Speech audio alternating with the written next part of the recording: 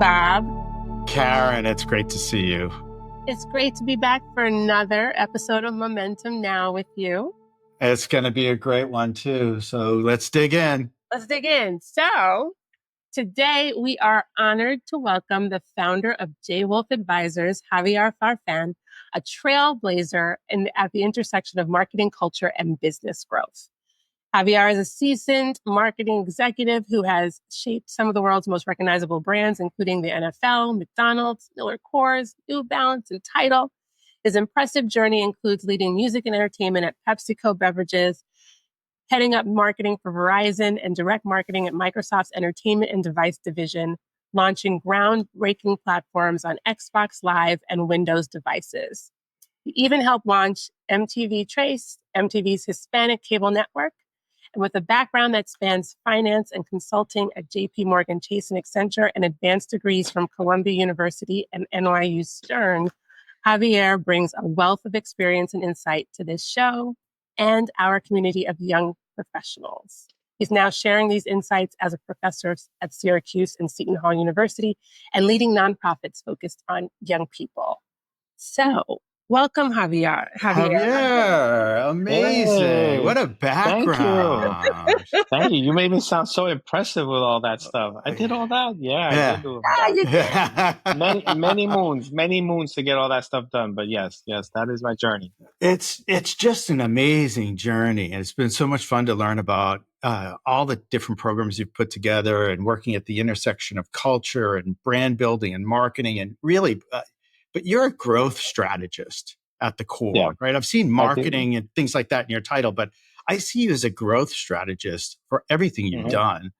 And when you look back on your career, Javier, what do you think you're most proud of? And what do you want your legacy to be? Oh, that's a good question. What do you think I'm the most proud of? I guess one of them, I would say working at Microsoft and helping be part of, these innovative technology products that, I was a piece of a big pie. So I'm not going to say like I did a ton of stuff, but I actually learned a lot. And I saw the vision of all these engineers coming to fruition like 15 years later and see how they kind of changed the world. So, for example, we worked on a technology to stream video. Like at the time I was there, they were like, oh, how do you buffer this at the right pace and stuff like that? And they were literally trying to figure that out. At that time, it was using an Xbox, which was hardwired to a cable network. But we were also thinking about it for devices and stuff like that. And then how do you position that to the marketplace? How do you get people to start thinking about those in those different ways? I was excited to be a part of those journeys, right? Like, seeing the forefront of that. And on the music side, how to think about licensing, music and video content on different platforms and thinking about IP in a very different way. This is way before Netflix is Netflix, right? So how do we start thinking about those digital platforms and having really thoughtful conversations on the engineering and the business and the marketing side of all those pieces. And then the idea of streaming music, I was at the table at the time when we had a product called Zoom that Microsoft developed, but we were talking to Spotify to potentially even thinking about purchasing them before anybody knew who Spotify was, so just seeing the evolution and kind of the construct of this analog thinking and moving into this digital entertainment world was really, I'm proud of being just a part of that process and seeing that evolution. And I actually always wish I could have probably stayed a little bit longer or jumped back into that because that is what's driving business now. Right. And then I think the other piece on more of the multicultural side, convincing MTV and Viacom to think about the Spanish channel space in a very unique way, and that was more doing all the customer research, but also living and breathing, being a Latino in New York, and seeing the evolution of where Caribbean and and and this idea of reggaeton, like Latin hip hop, kind of evolving and saying, hey, this will go change that landscape. We should start thinking about the music space in a very different way than we traditionally did. And they looked at it from a language perspective and kind of, you know, a predefined thought of what like a Latino experience looks like versus what that was being evolving to at that time. And then um, I would say just the work I'm doing at the NFL is pretty interesting to me because I'm not a sports dude.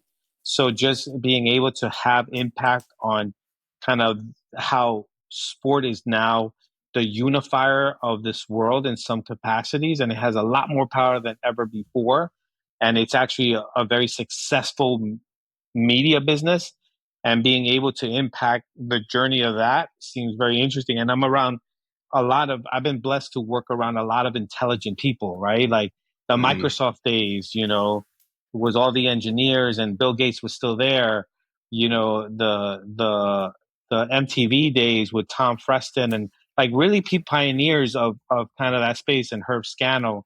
And then now, with, Roger at the helm, and Tim, working with Tim and Marissa, I've been blessed around to be around really significant leaders that see a new vision and are pushing that forward through a marketing lens, right? Versus, other aspects of the business. Did I answer your question? Yeah, I still want to know what you want your legacy to be. Oh, the legacy piece. Um, that's a hard one. I think I've been teaching for the past few years. Yeah. And my legacy is I want to have an army of people that actually think like me, and have the right understanding of like the cultural sensitivities that you need to be as a brand marketer. Like I feel like a lot of the education out there doesn't give that full capacity, Yeah. but I want to have Right. an army of people out there that says I went through Hav's class, or I've been mentored by Hav, and this is what I've learned, and this is how I'm impacting my life and my career to do that. That's my legacy. And I tell everybody, like, I'm getting old, so hire me as a consultant because I have a group. So then I'll get a bunch of clients through and I've already succeeded with two students of mine, so it's actually worked. But I think that's kind of my legacy. I don't care about like doing the best campaign or getting all the awards. I don't care about that. I used to care about that, and personally, I had a crazy journey on my personal life that kind of changed my motivations. So I think my motivation now is more about, making sure young people see themselves valued, see the power of what it is to be a person of color in this space, and then having and show the power of um, how that power can actually be contributed to their career in some capacity. Fantastic. Yeah. I love that. And how your mindset shifted, right? Can we we talked about what you think your legacy might be, but let's go back to the beginning of where it started, right? When you talked about being a Latino growing up in New York.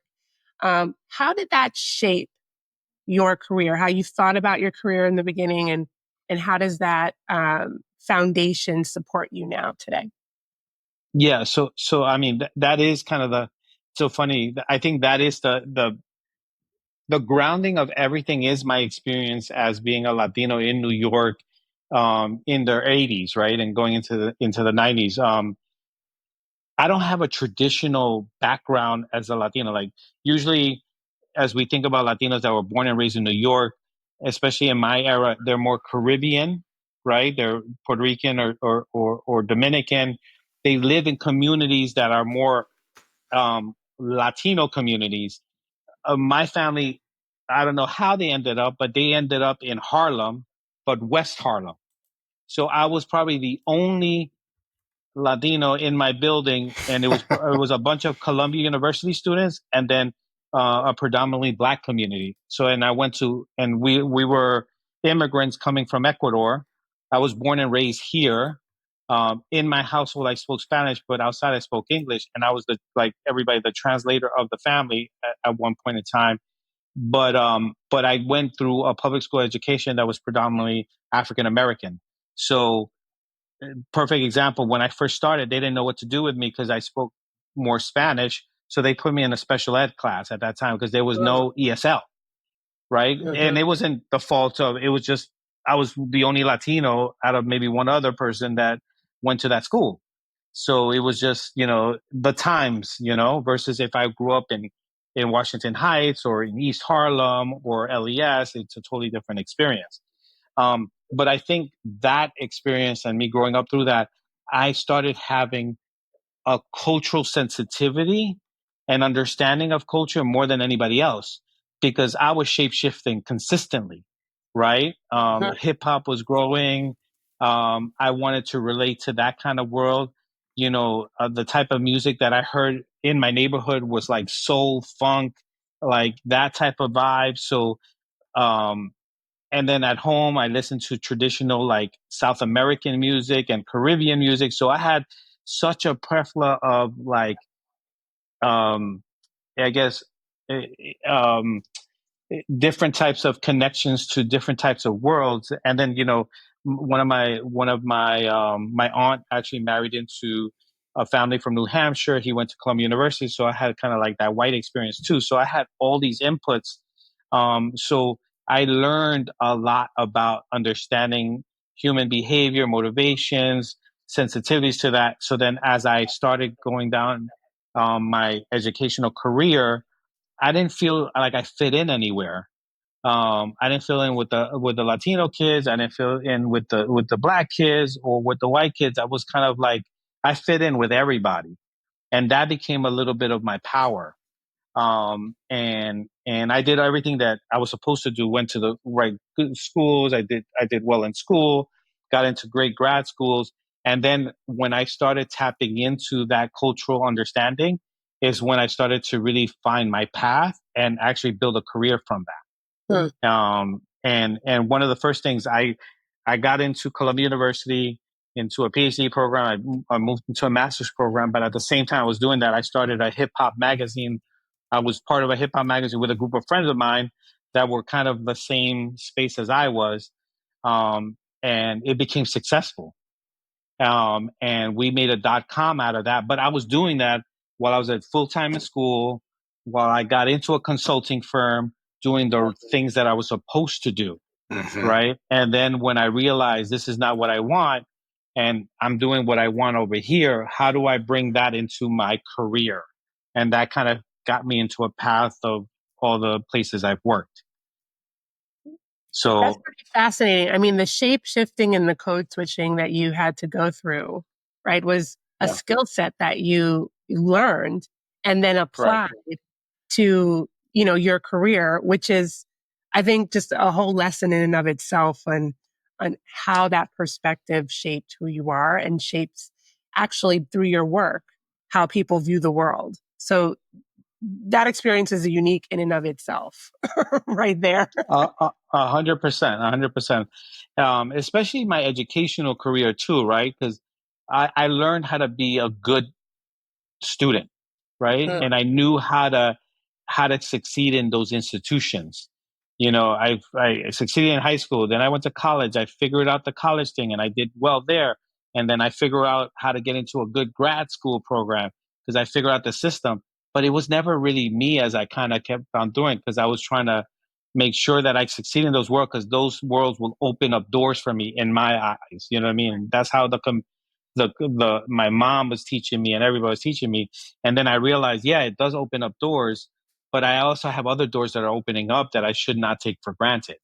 Right. And that's the door of the magazine and all the music people I started to meet and all the people, the graphic designers, the photographers that are now celebrities in their own right from all the work that they were doing as hip hop was building. Right. So I combine that acumen with the acumen from school and kind of the career stuff that I was learning in banking and consulting. And I married those two things together. And I was not ashamed of it. At one point I try to keep them very separate in nature. And then I started to see the power of me being a part of those worlds and how I could impact business and give insight to my leaders.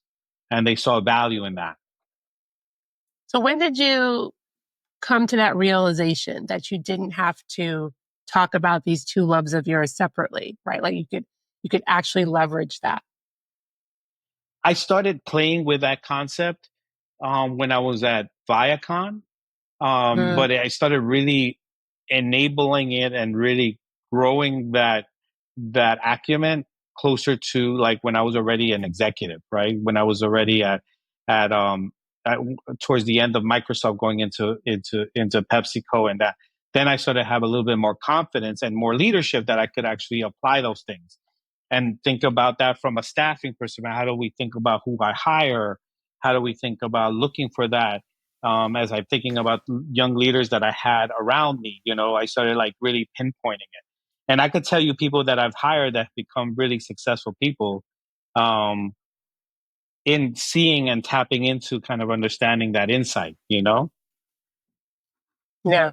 And it Yeah. sounds like you've built an amazing network, right? Starting with, yeah, right, an entrepreneur and someone that sees a trend and create the hip hop magazine and then go from brand to brand, organization to organization, and continue to build on that network. Um, do you have any advice for young professionals who are maybe graduating, recently graduated, starting in their first job? Do you have any advice for them on building a network and maintaining and nurturing a network? And how important is that when you think about career anyway? Yeah, I think it's the most important thing. Like that has been my success. So I would say a couple of things. One of them is don't ever think that you'll never see that person again, right? Like you, especially in the spaces that you're going to be working. Um, there was one person that I just got business from that I met 12 years ago. Like, that connection is there.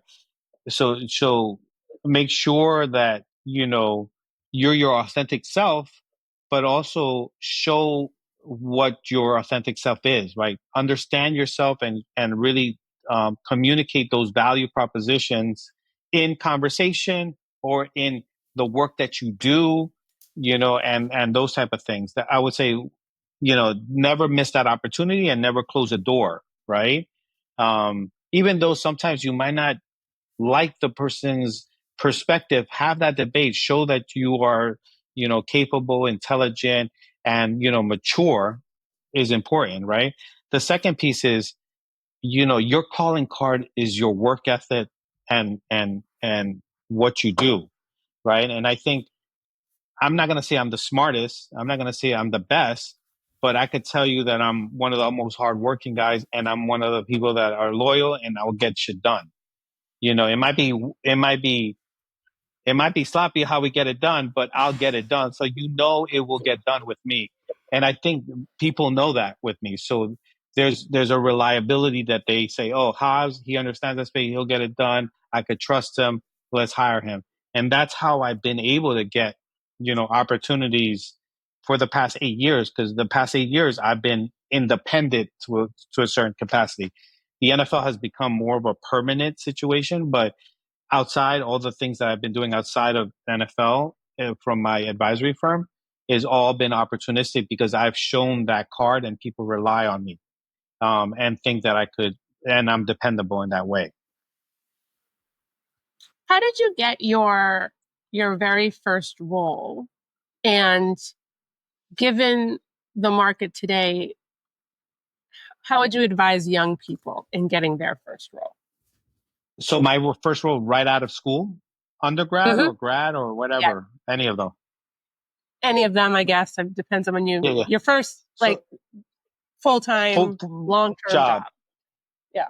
My first job, it happened again. It's network, right? So I by my junior and senior year of grad school of undergrad, I interned, and I was very self motivated because I grew up in a predominantly tough neighborhood. Think about the 80s in New York. And I started a nonprofit while I was at school because one of my boys, didn't survive. He passed away because of just dumb stuff that my community was involved with. And I started a nonprofit, and I was inspired to do that nonprofit because of the opportunities that I was able to get and my friends weren't from my community. And I was very motivated to do that. And my school saw that, my administration saw that, and they gave me the resources to do that, or they directed me to that. So, perfect example, we were trying to find funding for the nonprofit, and they were like, well, we're not going to, the administration's not going to give it to you, but if you get onto the student government, you can, and you're on the finance team, you can self-fund it yourself. So try to get people on the, so I got myself on the finance department of the student association. You know, I figured out how to get myself, voted in. I got in there and paid myself to actually start the thing. But they saw that they saw that I was able to get it done, right? And create the coalition, figure out how to, and through that, they were like, look, I'll give you, there's an opportunity for this internship with NYU, and you get to spend time in DC and you learn about policy and stuff like that, because they thought I was going to be in the nonprofit space because of all the stuff I was doing. And through that network, I did that internship. They actually recommended me. I went back to them right when I graduated and said, look, still don't have a job. Can you help me find a job? And they were like, well, there's this evaluator role for this private public sector. And that was my first job. But I got it within 3 months, but it was through the networks that I was building from showing that I was reliable and I could get things done, And I think my trajectory of getting jobs were like that. So out of that conversation, I did well at school. I went through a career center. I met people that knew people at Accenture. I communicated to them that I want to go to Accenture. I got my interview. I was able to do well in the interview, and they gave me a good recommendation, and I got in Accenture, and that was my first job out of grad school, right? And then out of that, I consulted for banking for JP Morgan. While I was a consultant, I was applying to business school, and they liked me so much because I did a year of consulting with JP Morgan. They hired me as a client, as opposed to as being the consultant. I became the client, and I took over that role, and they paid for my executive MBA. So that's how I got my MBA done. Fantastic. And then I wanted to go into music and entertainment because I was just like, I hate this consulting and banking stuff. I'm making a ton of money, but life doesn't feel right. So I kept on looking at the magazines I created. So I kept on sending that magazine to everybody. I was like, I created a magazine. I know how to do media. And I actually met somebody and sent them a magazine every month to the CEO of Viacom, Herb Scano. And he gave me an interview and then gave me a job.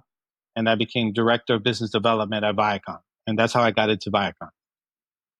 And then I had to use the skill sets that I learned at school to help them figure out businesses outside of advertising. And that's when I really started learning the idea of business and entertainment and commerce and art. So have you always had? This is true hustle culture right here. Right? This, right. I don't mean, somebody talk about hustle. Sometimes they talk about it in like a struggle way. I don't talk about it that way. I mean, like you have just this really hustler mindset, but it's a creative way in terms of how you get stuff done, and you think differently about how to make things happen. And so I just need to call that part out. Sorry, Bob. I mean, the hustle is real. Like, I don't even want to tell you how I got elected right there. I don't even want to tell you how I got into that student organization, because I basically, I had a month to advocate for me and say, vote me in. So I did everything to get the votes. Yeah. Yeah. It's fantastic how you've been able to create this network, leverage that network, and parlay one opportunity to the next to get to where you want to be, which is to leverage your creativity, your innovation, your and other skill sets to now consult. It's a different age versus the 80s when you were growing up in the city. When you look across the new landscape for young professionals. And when we see things like AI coming in and concerns about finding work, we know that folks who are graduating now are having a more difficult time than previous years. What are you most excited about for new graduates that are going to be hustling, hopefully, for a job? And what are you most concerned about for them? And do you have any advice for them? I mean, look, I deal with students all the time because I still teach. So I get that same question. And what I told them is like, everything is evolving all the time, right? Like, so even when I was coming into the world of business, things were changing and we were dealing with other stuff, but we were still dealing with stuff. I think if you still have, certain competency and certain values, I think you're going to be successful in any of the things that we talked about, right? So I'm going to go back to the hustle mentality. Like, people have to even be more hustlers now than ever before, right? So I think this idea, and I get upset at students sometimes because they think that it's like a cookie cutter process. You go to school, you'll get a job. Like, it doesn't work like that. They said, you have to get this great grade and you focus on what the teachers. I was like, nah, it's not like that. It's how do you learn what you need to learn, but also continue to create your network, but also get the skill sets outside of that that complement your education to actually get a job. So we are all creators now. I'm into this mindset of like, are you a consumer or are you a creator? Those two different levels right now of people, right? In this world, what's being valued is if you create. So your job is to constantly be creating. You're creating video, you're creating social media, you're creating writing, because everything will be digitally, will have a digital currency in some capacity. It could be social currency. It could be, actual digital currency, or actually fiat, like actual currency. So you got to be always creating to create some type of currency. If you're putting social media ads up, a social media post up there, you're creating currency by the amount of people that are following you, because now you're a media platform. So I tell everybody, practice what you're learning. If you want to be a filmmaker, create 2-second films on your YouTube, even if it's only one person seeing, because you're putting a digital footprint out there that people understand, that people can see, and you could use that as a reference. You just sitting back and just learning and taking it in and saying this piece of paper is my resume and I'm the guy is not going to be the way you get jobs now. So I find that exciting because I feel like the young people are doing stuff and I could learn from them. But what scares me is that we have to reshape the thinking of what a job is, and understand that we have to have multiple sources of income coming in to actually support your lifestyle. And that is okay. And that doesn't make you less of a person because you don't have a VP job, a VP or SVP or CMO title at a door, that an office, that makes you that person. That's really interesting, because I think what I'm also hearing is that, let's say you want to become an accountant, right? For example, it also behooves you to learn how to become a creator, right? So it's as if you need to have a dual skill set in order to make sure that you are successful in your career. And that's not what they're taught, right? And so that's a whole nother, mindset shift that not only young people have to have, but also hiring managers need to have. Like, how do you suss out talent in a new and fresh way rather than some of the old traditional ways? Yeah, And the other part that I heard, I'm sorry, is I was listening in on an interview, and it was a couple people giving advice to a young person, and they were like, well, you do a lot of things. So I feel like you might be busy, but there's a new thought process that you're leaning into, which is you can be a multi-hyphenate person, and that's okay as well. So again, another mindset set. Yeah, and I learned to be a multi-hyphenated person due to me making a decision in my life to say I am leaving corporate America and the traditional path to becoming a head of an organization or a CMO, I consciously said, I'm not doing that. And I said I needed to kind of move forward. And then I realized I need to have multiple sources of income. Mm-hmm. So then I'm an investor, I'm an educator, I'm a business owner, and I'm a corporate consultant to a media to a big sports league. So I do a ton of things. By the way, I'm also a dad, and I'm also a husband, and I'm also taking care of my mom. So I'm doing multiple things, and I think that is just the world that we live in now. Agreed. Yeah. Yeah, agreed. What about professional associations and other resources that young professionals could consider? How do you feel about those? Or are there other resources other than networking that young professionals should consider to create that strong foundation? I think professional organizations are even more important than ever before, right? Because there is learning amongst them that they're not experiencing in their work group. So I think it's extremely important, especially from a network perspective, because I guess thinking about that field changes and those changes there amongst themselves. So I think that's an informal network that has to happen. And I do value mentorship more than ever, I think now. And it's not mentorship from like looking for somebody who has done the work, but it's also mentorship of people within your peer group, and then also even going down, because things are changing so much. We should be connected to young people in some capacity, understand what that change is. The learning that I'm having the most is living and breathing with and teaching these students that are Gen Z and Gen A and all them, because I have a point of view and a perspective that is clouded from my own perspective, right? So, I've been in classes where people are like, I don't know who Jay-Z is. What? Exactly. I've been, but then I'll say I show speed, and everybody's like, I know who I show speed is.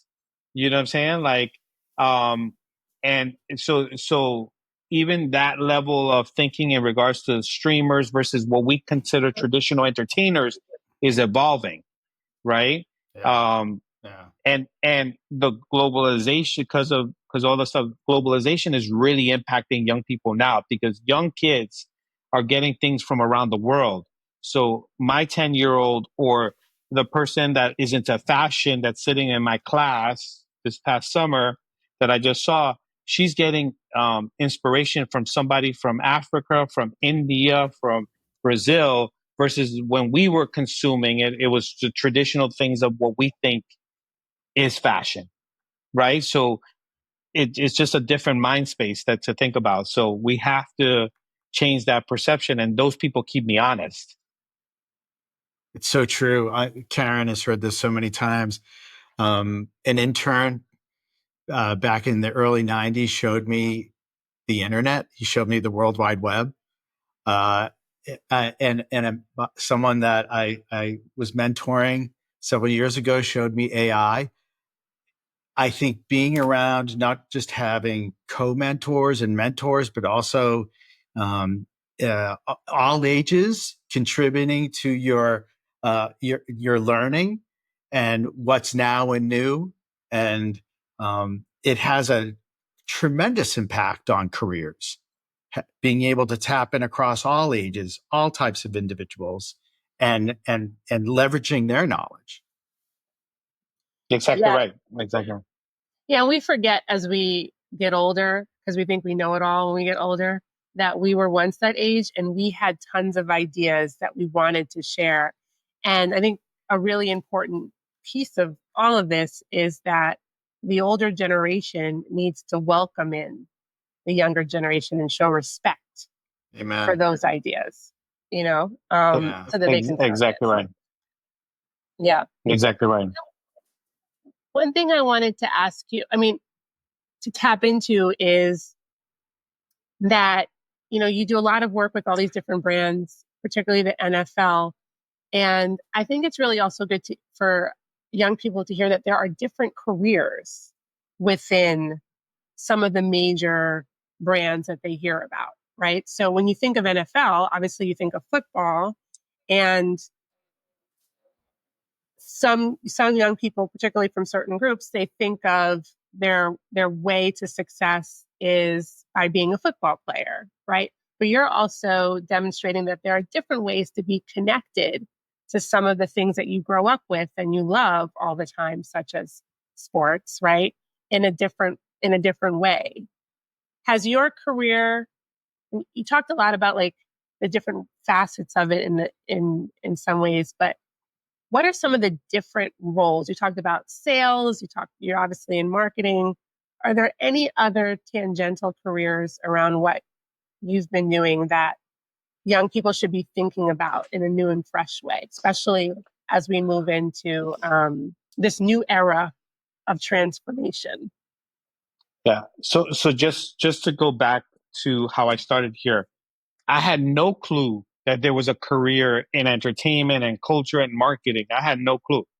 Um, I I saw what I saw, right? So what I saw was teachers, and what my mom and my aunts and uncles were saying is be an accountant, an engineer, or a lawyer or doctor. That's all kind of they saw. So that's the point of view that I had. Um, I graduated with a psychology degree. So, I Yeah. came out of there and then I started nonprofits. So that I was just like, okay, I'll be a teacher or a nonprofit person. I didn't know this was a career until I sat down with creative people and we started building something. I realized, oh, wow, this is promotion and I'm actually good at that. Or, hey, we have to sell advertising. So I got to go get advertising dollars. So I'm actually good at that too. So I started understanding little pieces of the business of publishing and media in that space. And then I always allowed myself to open up to new opportunities. So I became a management consultant. Then I became a marketer for an investment bank. Like I didn't know what I was doing there, but I had the right skill set of knowing how to ask the right questions, knowing how to solve a business problem, and then being able to be results oriented, right? And when I was a young person, I was able to communicate those skill sets so they can put me in those places and show that I could be competent in that. So my job going into, at JP Morgan was vice president of consumer research, because of my psychology background, it allowed me to do that, right? But I was actually helping design Chase Online, so we were creating like user interfaces and doing research with consumers, saying, does this make sense? At that time, the world didn't know there was UI design happening. We just literally drew things and Mhm. showed it to people. So that's the same thing, right? That's going to happen in the future, right? With AI. And so we don't know what the job is going to be, but we know how to ask the right questions, how to create surveys. And there's certain skill sets that we're still going to use, but in just new environments, right? Um, and then when I moved from from there, from I went to do business development. That was more of a traditional role when I went to business development at Viacom because I studied business.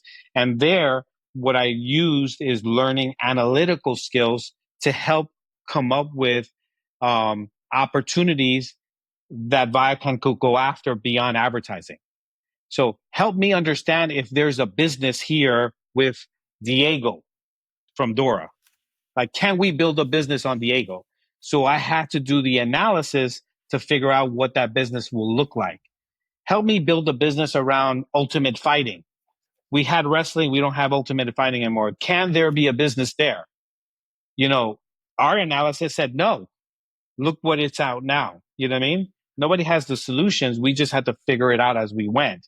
But there's technical skills that I use from my business and my experience to allow me. My next job was director of product marketing. What the fuck is product marketing at a tech company? I didn't know. I read what the job description said, but I understood customer research. I understood value propositions, and I Mhm. understood that we have to get people to understand what this product looks like. And that was the role, right? that those specific competencies are still going to be the same when we're thinking about AI or we're thinking about technology. We still have to get somebody to buy something or do something for that. And I think those jobs will evolve, but the competencies still will be the same. It'll just be a different title. And then after that, I started defining my role a little bit more because now I had a little bit more confidence to say, this is what I do. Let's call it this, So my next job was Microsoft. And I said, I want to be, head of cultural branding. I came up with the name because I was like, I'm not going to be called a multicultural marketer. I don't want to be a music and entertainment person. So I'm a cultural brander. People always looked at my title and they were like, I don't know what this means. But now they know what it means because everybody talks about culture. Yeah. Now, is that the moment? Because just to bring it back to the very first question that Bob asked you about your legacy, and you started to talk a little bit about there was a moment when you made a shift in not being afraid to marry, what you love to do or what was really your calling with what you were supposed to do. I think you said something happened. Yeah. So I'll tell you personally, I'll share something very dear, and I guess, impactful in my life. So I met and married my college sweetheart from SUNY Binghamton. Unfortunately, she got very ill while I was at Microsoft. I mean, at Viacom towards the end of my career at Viacom, and that's the reason I went to Microsoft. It just happened to be that they found me. I met somebody who knew me, and I got the job to go to live in Seattle and start a new life. And she was feeling better at that time, but she got terminally ill after that. So I came back, and she passed away from breast cancer while I was at Pepsi. So, so that was really the pivot of allowing me to be free because I was still like running towards just becoming a CMO or a senior person, and I was thinking self, and in thinking about self, and just winning, I felt like I had to be who executives wanted me to be at times, you know what I mean? Or I played the political game. When I lost her and I shed that thinking, and then I started like, why am I running towards something? Like, does it really matter when, people can come in your life and like, I don't give a shit. I want to be who I am. You know what I'm saying? And then I started looking at the world like that. And then I was like, this is who I am. This is what I could bring. And if I can't bring that, then I'm not here. I don't want to be that, and then I was just like, it was a freedom that allowed me to just be me, you know? Right. And then I got remarried, and then I was just like, had a baby. And I was like, why am I spending 60, 70 hours running around trying to do the right thing at Verizon? Let me just try to do something myself and work with people that I care about. And then that's when I really allow myself to be me. And the opportunities have been coming out of that. Yeah. Wow. I was doing some of that, but little by little, but I was still very focused on being the right thing because I needed that job or I wanted to become a CMO or whatever my thought process was at that time. Wow. Thank you for sharing that. Yeah. And it sounds like it was an amazing pivot and just leveraging all your skill set and your hustle, but to be authentic. Yeah. And drive toward success in faith and authenticity. Yeah. I think, look, if it wasn't an easy one, there was a lot of therapy and there was a lot of like, am I doing the right thing? Or damn, I can't get a job. I can't get a client. I spent a few, almost a year, like knocking on doors, trying to do the right thing and try to do the things I'm supposed to do. And I wasn't getting it until like somebody gave me an opportunity. And then I just kind of let go and just kind of focused and it just started happening naturally. Yeah. Yeah. When you can truly be who you are is when you find your most happiness and your most success. And it's really hard getting to that point because there's so much there's so much clouding it. There's doubt, there's fear, there's people in your ear, Exactly. all of those things. Negative self-talk, all of it. Yeah, exactly. All So, of it. And you know, that's everybody. It doesn't have yeah, to be with, yeah, like everybody's going through that in some capacity. Young people are going through that all the time. yeah, totally. Yeah. But it's clear to see how you got through it, because like you're the ultimate hustler. I feel like I have to go back and do the intro, because all the stuff that we learned today is not covered in the intro. Exactly. Karen, Oh my But God. it's funny if people, if you ask Marissa who I am, and folks that they see me as a hustler, so it's so funny if you see me like that. And just for the audience, when you said Marissa, is Marissa Solis. She's the SVP of brand at NFL, and Tim Ellis, who's the CMO of the NFL. We were talking beforehand, so the listeners would. That's right. Okay, got it. Thank you for that. No problem. Bob, do you want me to do a recap? Yes, please. And I think we'll probably wrap up because of time. Okay. All right. So here's the thing. I was so engrossed in the conversation. You're going to have to back me up. All right. Because I was not taking. I'm right here. But here we go. All right. So never miss an opportunity to show your authentic self, and never close a door. Your calling card is your work ethic and what you do. You will be successful if you have certain values and competencies. You have to be, so talking about today, you have to be even more of a hustler than you ever were before in order to get that next opportunity. Ask yourself, how do you continue to learn what you need to learn, but also gain the skills to complement it to get your next opportunity? Your job is to constantly create, because everything has digital currency. Practice what you're learning, even if just one person is seeing it. What'd I miss? Nothing. That was beautiful, Karen. That was great. I like the last piece too. Yeah. And then one last question for you, Javier. We usually wrap up our show with this.